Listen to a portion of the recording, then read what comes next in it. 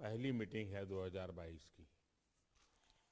सबसे पहले तो आप सभी को लोहड़ी की बहुत बहुत बधाई। मकर संक्रांति, पोंगल, भोगली बिहू, उत्तरायण और पौष वर्ष की भी अग्रिम शुभकामनाएं। 100 साल की सबसे बड़ी महामारी से भारत की लड़ाई अब तीसरे वर्ष में प्रवेश कर चुकी है। परिश्रम हमारा एकमात्र पथ है और विजय एकमात्र विकल्प। हम 130 करोड़ भारत के लोग अपने प्रयासों से कोरोना से जीतकर अवश्य निकलेंगे। और आप सबसे जो बातें मैंने सुनी हैं उसमें भी वही विश्वास प्रकट हो रहा है। अभी ओमिक्रॉन के रूप में जो नई चुनौती आई है,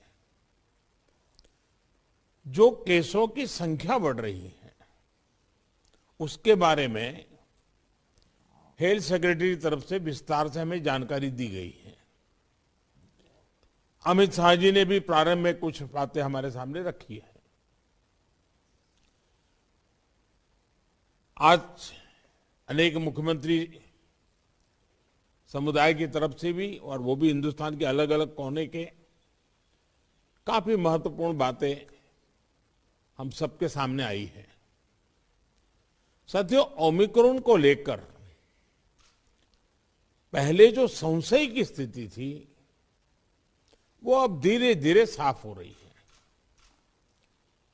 पहले जो वेरिएंट थे उनकी अपेक्षा में कई गुना अधिक तेजी से ओमिक्रॉन वेरिएंट सामान्य जन को संक्रमित कर रहा है। अमेरिका जैसे देश में एक दिन में 14 लाख तक नए केसेस सामने आए हैं।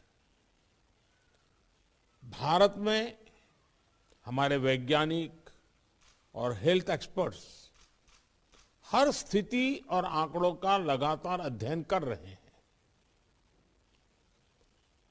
ये बात साफ है, हमें सतर्क रहना है, सावधान रहना है, लेकिन पैनिक की स्थिति न आए इसका भी हमें ध्यान रखना ही होगा।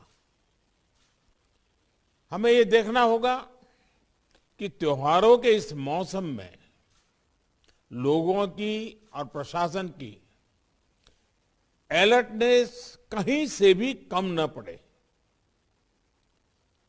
पहले केंद्र और राज्य सरकारों ने जिस तरह प्रिएम्प्टिव, प्रोएक्टिव और कलेक्टिव अप्रोच अपनाई है, वही इस समय की जीत का मंत्र है। कोरोना संक्रमण को हम जितना सीमित रख पाएंगे, परेशानी उतनी ही कम होगी। हमें जागरूकता के फ्रंट पर साइंस आधारित जानकारियों को बल देने के साथ ही अपने मेडिकल इंफ्रास्ट्रक्चर को, मेडिकल मैन पावर को स्केल अप करते ही रहना पड़ेगा। साथियों, दुनिया के अधिकतर एक्सपर्ट्स का कहना है कि वेरिएंट चाहे कोई भी हो, कोरोना से लड़ने का सबसे कारगर हथियार वैक्सीन ही है। भारत में बनी वैक्सीन तो दुनिया भर में अपनी श्रेष्ठता सिद्ध कर रही है। ये हर भारतीय के लिए गर्व का विषय है कि आज भारत लगभग 92% वयस्क जनसंख्या को पहली डोज दे चुका है। देश में दूसरी डोज की कवरेज में भी 70% के आसपास पहुंच चुके हैं और हमारे वैक्सीनेशन अभियान को 1 साल पूरे होने में अभी भी 3 दिन बाकी है। 10 दिन के भीतर ही भारत अपने लगभग 3 करोड़ किशोरों का भी टीकाकरण कर चुका है। ये भारत के सामर्थ्य को दिखाता है, इस चुनौती से निपटने की हमारी तैयारी को दिखाता है। आज राज्यों के पास पर्याप्त मात्रा में वैक्सीन उपलब्ध है।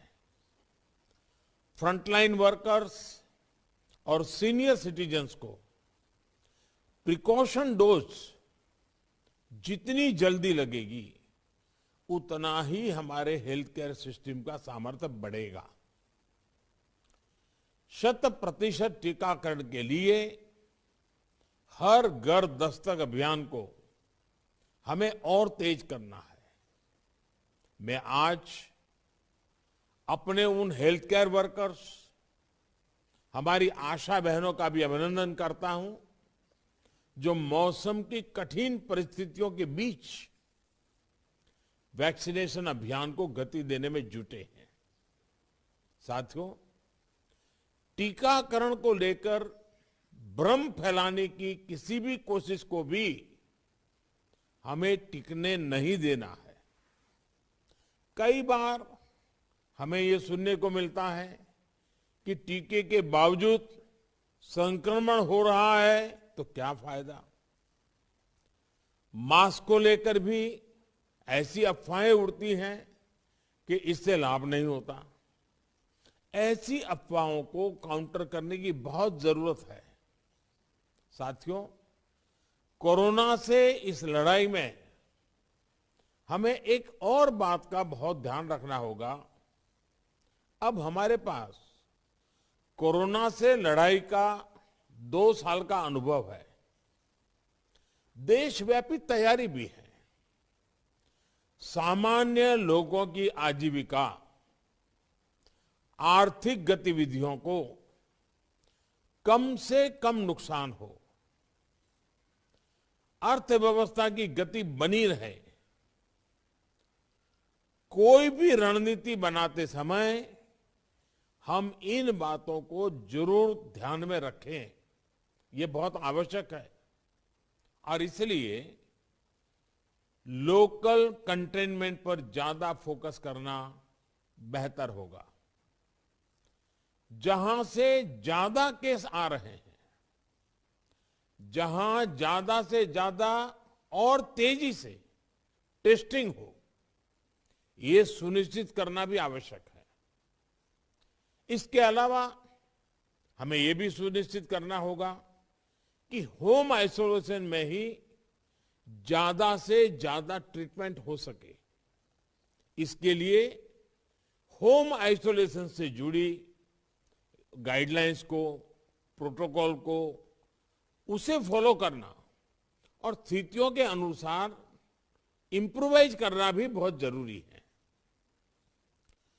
होम आइसोलेशन के दौरान ट्रैकिंग और ट्रीटमेंट की व्यवस्था जितनी बेहतर होगी उतना ही अस्पतालों में जाने की आवश्यकता कम होगी। संक्रमण का पता चलने पर लोग सबसे पहले कंट्रोल रूम में संपर्क करते हैं।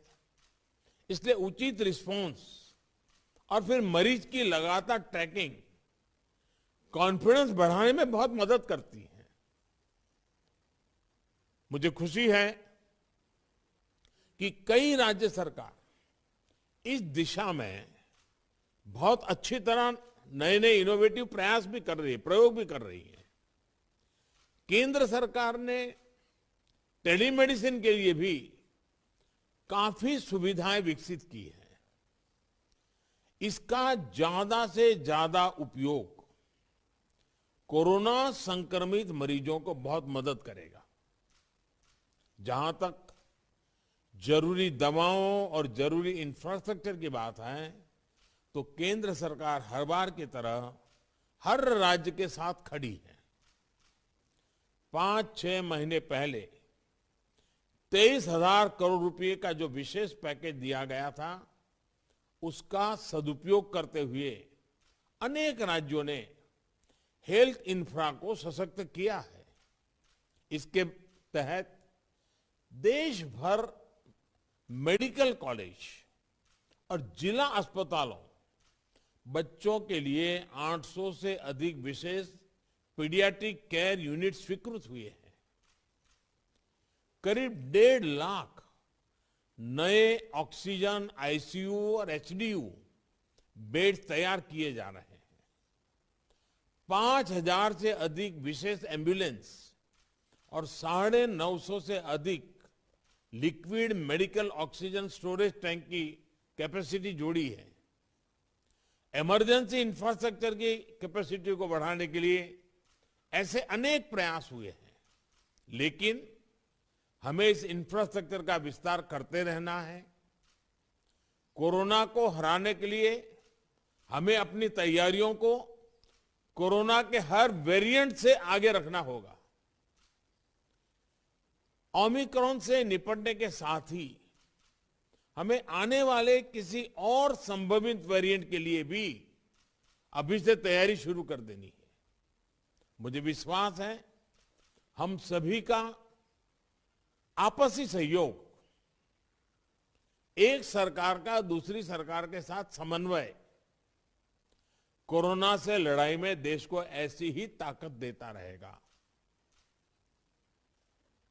एक बात हम भली भांति जानते हैं, हमारे देश में एक हर घर में ये परंपरा है, जो आयुर्वेदिक चीजें हैं, जो काढ़ा वगैरह पीने की परंपरा है, इस सीजन में उपकारक है।